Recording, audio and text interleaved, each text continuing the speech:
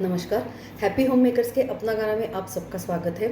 बारिश ऑलरेडी शुरू हो चुकी है और जब भी बारिश शुरू होती है बाहर हर जगह पे हरियाली छा जाती है, तो ऑलमोस्ट एवरी महाराष्ट्रियन सबके दिमाग में एक कविता जरूर आती है। हिरवे हिरवे गार गालीचे हरित तृणांच्या मखमालीचे त्या सुंदर मखमालीवरती फुलराणी ही खेळत होती। If we talk about social media, तो कहीं पे भी मानसून सीज़न में अगर घूमने जाए तो 90 to 95% of the posts are filled with the caption हिरवे हिरवे गार गालीचे हरित तृणांच्या मखमालीचे। बहुत ही सुंदर कविता है। इस कविता में मानसून सीज़न, रेनी सीज़न की शाम से लेके सुबह तक का ट्रांजिशन कवि ने बहुत ही अलग तरीके से एक्सप्रेस किया है, अलग तरीके से वर्णन किया है। जो न देखे रवि वो देखे कवि, एकदम सही बात है। कवि ने इस पोम के थ्रू हर एक चीज़ को बहुत अलग नज़रिया दिया है। This beautiful poem is penned down by Bal Kavi Trimbak बापूजी ठोंबरे, जिनको महाराष्ट्र में निसर्ग कवि के नाम से भी जाना जाता है। बहुत ही अलग तरीके से शाम से सुबह तक का सफ़र इस पोम में डिस्क्राइब किया गया है। You must listen till end this beautiful poem penned down by the great great great poet Bal Kavi जी। कवि लिखते हैं, हिरवे हिरवे गार गालीचे हरित तृणांच्या मखमालीचे त्या सुंदर मखमालीवरती फुलराणी ती खेळत होती। मॉनसून सीजन में हर जगह पे जो हरियाली छा जाती है, उस हरियाली को कवि ने एक कारपेट की तरह इमेजिन किया है। एक ग्रीन कलर के मखमल का एक कारपेट है और एक सुंदर से फूल ने कवि का मन आकर्षित किया है और उस फूल को कवि ने फुलरानी की उपमा दी है। फुलरानी कवि के हिसाब से बहुत ही सुंदर सी, प्यारी सी एक लड़की जिसने यौवन में अभी प्रवेश किया है, but she is completely unaware of the feeling of love. और यही चीज़ कि उसको प्यार के फीलिंग्स के बारे में पता नहीं होता है, प्यार क्या है ये पता नहीं होता है, तो वो कवि ने बहुत अलग तरीके से और बहुत अलग अंदाज में लिखा है। कवि लिखते हैं, गोड निळ्या वातावरणात अव्याज मने होती डुलत प्रणय चंचला त्या भ्रूलीला अवगत नव्हत्या कुमारिकेला। आगे कवि लिखते हैं, आईच्या मांडीवर बसुनी घ्यावे झोके गावी गाणी यावनी ठावे कायतियेला साध्या भोळ्या फुलराणीला। बहुत ही अपने जीवन से रिलेट करता है ये चीज़ कि जब भी एक प्यारी सी लड़की जब यौवन में प्रवेश करती है, जिसको प्यार के फीलिंग के बारे में पता ही नहीं होता है, उसको क्या पता होता है कि अपने माँ की गोद में बैठे रहो, अपनी माँ की गोद में सो जाओ, झूला झूलो, गानी गा लो। इसके अलावा वो प्यारी सी जो छोटी सी लड़की रहती है जो यौवन में प्रवेश करती है, उसको इसके अलावा कुछ नहीं पता होता है।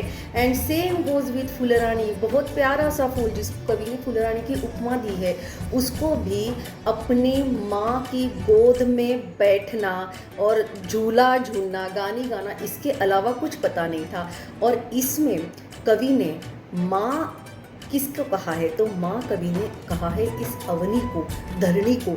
ये पृथ्वी, धरणी, ये इसके घर में ग्रीन कलर का कारपेट फैलाया हुआ है और वो ग्रीन कलर के कारपेट पे एक सुंदर सी फुलरानी खेल रही है, ये कवि ने बताया है। आगे कवि लिखते हैं, पूर्व विनोदी संध्यावात डोल डोलवी हिरवे शेत तोच एकदा हासत आला चुंबून म्हणे फुलराणीला छानी माझी सोनुकली ती कुणाकडे ग पाहत होती कोण बरे त्या संध्येतून हळूच पाहते डोकावून तो रविकर का गोजिरवाणा आवडला आमच्या राणीला। यहाँ पे कवि ने दिया है एक छोटा सा हल्का सा प्यारा सा ट्विस्ट। अपनी माँ के गोदी में बैठना, झूले झूलना, गानी गाना, ये सब करते हुए वो फुलरानी किसी को देख रही थी। शायद उसको वो अच्छा भी लगा, लेकिन उसको वो पता नहीं था कि जिसको मैं देख रही हूँ उसको वो अच्छा लग रहा है। और ये चीज़ नोटिस की बहुत ही मुश्किल ऐसे वरुण ने, वरुण मतलब हवा, जिसके आने से पूरे खेत लहराने लगते हैं, डोलने लगते हैं, ऐसा वरुण यानी हवा। तो उसने वो नोटिस किया और वो हवा ने आके फुलरानी को बहुत ही प्यार से पूछा, मेरी सोनुकली, मेरी छकुली कि कहाँ पे देख रही थी, किसको देख रही थी। कोण बरे त्या संध्येतून हळूच पाहते डोकावून तो रविकर का गोजिरवाणा आवडला आमच्या राणीला। संध्या मतलब इवनिंग। इवनिंग के समय जब सूरज डूबता है तो डूबते डूबते शायद सूरज ने भी वो फुलरानी को देख लिया और ये चीज़ हवा ने नोटिस की। और ये वरुण फुलरानी को पूछता है कि वो संध्या मतलब इवनिंग के टाइम धीरे से झांक के तुमको कौन देख रहा था। और फिर वरुण वो फुलरानी को पूछता है कि वो जो रविकर है जो अभी अपने घर जा रहा है, क्या वो तुम्हें पसंद है। और जैसे ही हवा ने ये बात छेड़ी, फुलरानी को पूछी, वो बहुत शर्मा गई। और कवि इतनी सुंदर तरीके से ये लिखते हैं, लाज लाजली या वचनानी, वचन मतलब बोल, हवा के बोल से वो शर्मा गई। लाजली मतलब शर्माना, लाज लाजली या वचनानी साधी भोळी ती फुलरानी। अब तक कवि ने पूरा वर्णन किया कि इवनिंग के टाइम जब सूरज डूबता है तो सूरज ने किसको देखा, वो हवा आके उसने फूल को क्या पूछा, फुलरानी को क्या पूछा। अब कवि एक्सप्लेन करते हैं सूरज डूबने के बाद की रात, और बहुत ही सुंदर तरीके से उन्होंने एक्सप्लेन की है। कवि लिखते हैं, आंदोली संध्येच्या बसुनी झोके झोके घेते रजनी, त्या रजनीचे नेत्र विलोल, नभी चमकती ते ग्रह गोल, जादू टोना त्यांनी केला, चैन पडेना फुलराणीला, निजली शेते निजले रान, निजले प्राणी थोर लहान, अजून जागी फुलराणी, आज कशी ताळ्यावर नाही, लागे ना डोळ्याला डोळा, काय जाहले फुलराणीला। अब हवा ने ये बात छेड़ दी कि आप किसको देख रही थी। उसने ये भी नोटिस किया कि वो इवनिंग के झरोके से सूरज भी फुलरानी को देख रहा था। आंदोली संध्येच्या बसुनी झोके झोके घेते रजनी मतलब शाम ढलते ढलते झूलते झूलते धीरे धीरे रात आ गई। और रात का भी वर्णन कवि ने बहुत सुंदर तरीके से किया है। जो चमकते हुए तारे हैं वो तारों की तुलना कवि ने रात की आंखों से की है, रजनी की आंखें। और बस यही कवि अपने वर्ड्स में लिखते हैं, त्या रजनीचे नेत्र विलोल, विलोल मतलब अस्थिर, रजनी मतलब रात, त्या रजनीचे नेत्र विलोल, नभी चमकती ते ग्रह गोल, ग्रह गोल मतलब ग्रह तारों की जो रोशनी है उसको उन्होंने रजनी की आंखें कहा है। अब रात आई, प्यार की बात हवा ने छेड़ दी, अब ये फुलरानी सो नहीं पा रही है।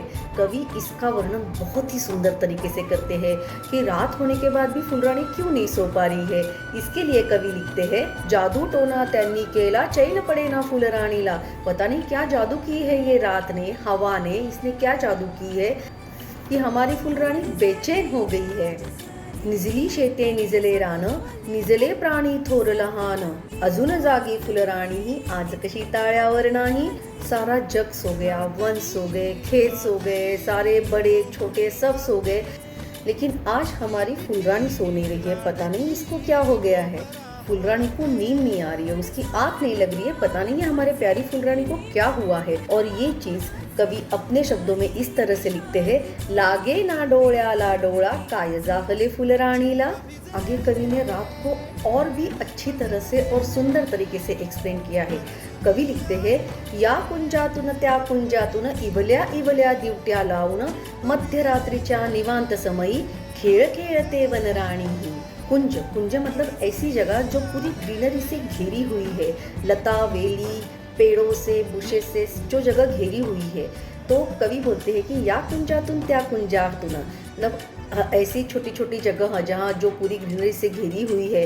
इवल्या इवल्या दिवट्या लावून, दिवट्या मीन्स दिए, एक इवल्या मीन्स छोटे से छोटे छोटे दिए। अब ये छोटे छोटे दिए रात में किसको कहा है कवि ने, छोटे छोटे दिए मतलब जुगनू, जो जुगनू, जुगनू का जो प्रकाश है उसको कवि ने ड्यूटिया कहा है। ड्यूटिया मतलब छोटे छोटे दिए।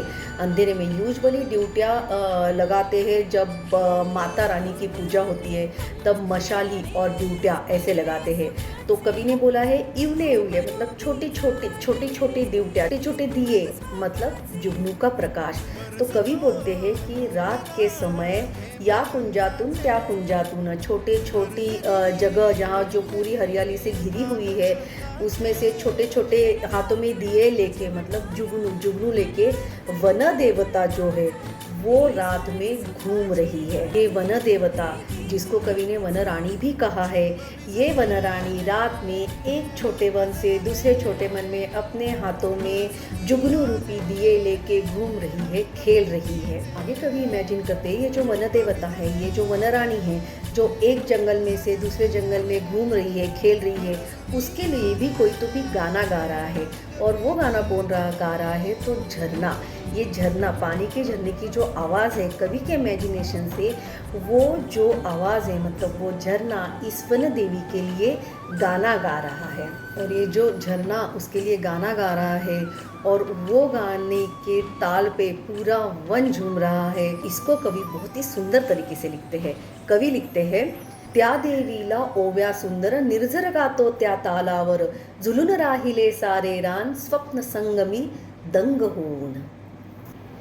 और जब फुलरानी और सारा वन निर्झर मतलब झरने के ताल पे झूल रहा था, सपने देख रहा था, तब हमारी फुलरानी क्या कर रही थी? ये कवि ने आगे लिखा है।